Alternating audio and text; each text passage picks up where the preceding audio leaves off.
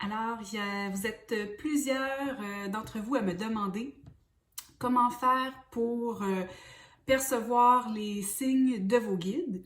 Et puis, la première étape qui est très simple, qui est la plus accessible pour tout le monde, c'est de faire confiance à son intuition. C'est-à-dire qu'on vient reconnaître et valider les signes que l'on reçoit, qui sont en fait des conseils la plupart du temps, des communications à tout le moins de nos guides. Et ces conseils-là peuvent prendre plusieurs formes. Il y a 5 formes que j'ai repérées, les 5 les plus courantes que l'on a dans nos vies. Alors, la première, ce sont les idées qui nous viennent soudainement. Alors, on ne parle pas des pensées récurrentes qui nous viennent tout le temps, quand on pense au passé, au futur. Ça, c'est vraiment notre ego qui est la boîte à paroles qui se fait aller. Et puis, ça pourrait être le sujet d'une autre capsule.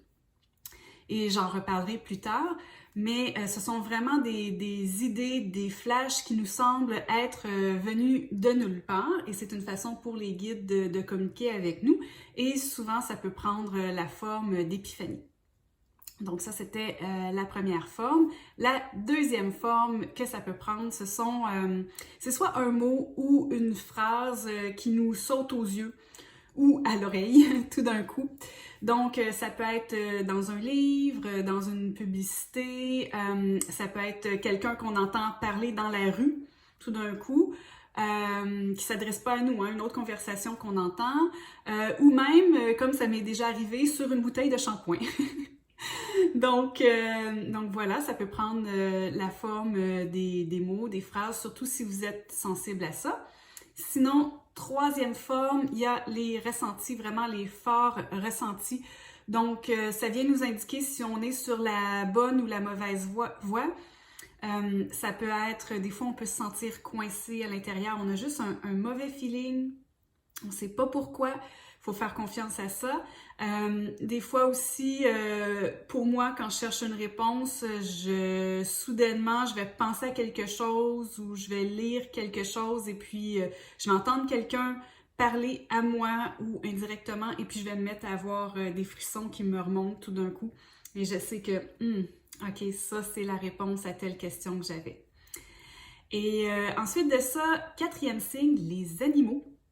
On pourrait dire aussi la nature en général, mais ça aussi, ça peut être le sujet d'une autre capsule. Mais les animaux nous envoient des messages très forts si c'est un animal que l'on voit tout le temps. Ça peut être des animaux totems ou non. Et puis ça peut être aussi des animaux qui nous rappellent des leçons de vie. Et ça peut être aussi des animaux qui nous rappellent un mode de vie comme la fidélité, la compassion, la coopération. Et puis maintenant, le cinquième signe, ce sont les discussions. Alors, les discussions avec des personnes, que ça soit quelqu'un de très proche de nous comme notre conjoint, notre conjointe, ou bien que ça soit carrément le caissier ou la caissière à l'épicerie. Alors, ce qui se passe dans ce temps-là, c'est que les guides utilisent ces personnes-là pour nous passer des messages. Alors, ce que ces personnes-là font complètement à leur insu, c'est qu'elles canalisent les messages, les conseils des guides pour nous. Et puis, des fois, on peut sentir que c'est quelque chose, là, des fois, une personne qu'on connaît à peine et on sent qu'elle est venue changer notre vie ou en tout cas changer les perceptions en une ou deux phrases. On a un sens d'épiphanie. Et puis après ça, quand on revoit la personne, si je reviens avec l'exemple de la caissière, qu'on lui dit « Ah, la semaine dernière, merci, vous m'avez vraiment aidé à me défaire d'un fardeau ou de voir la vie différemment », la personne probablement ne se souviendra pas du tout de ce qu'elle vous a dit parce qu'elle était en train de canaliser et puis que son cerveau plus logique était à l'arrière-plan et c'était le message des guides qui passait.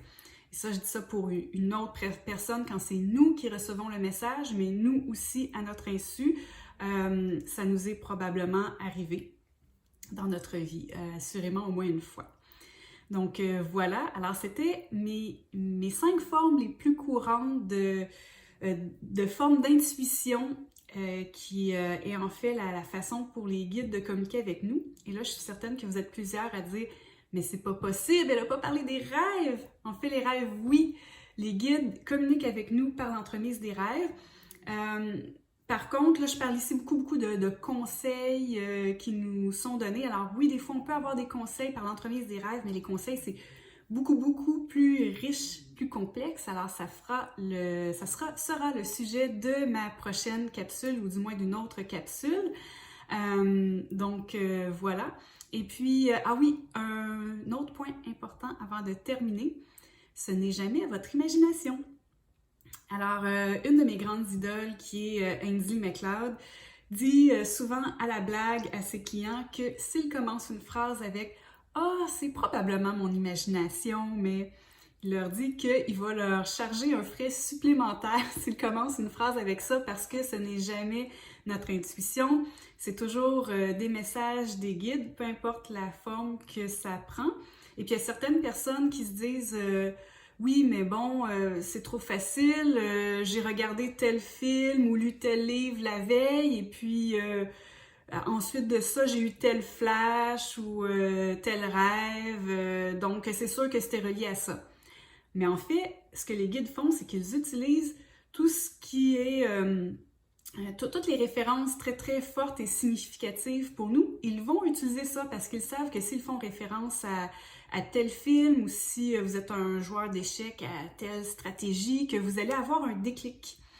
Et que là, vous allez être capable de percevoir le message, le conseil qui est derrière ça. Donc, ce n'est jamais votre imagination. Vous pouvez faire confiance à votre intuition et à tout ce que vous percevez. Alors, voilà, j'espère que ça vous a aidé à faire plus confiance à votre intuition.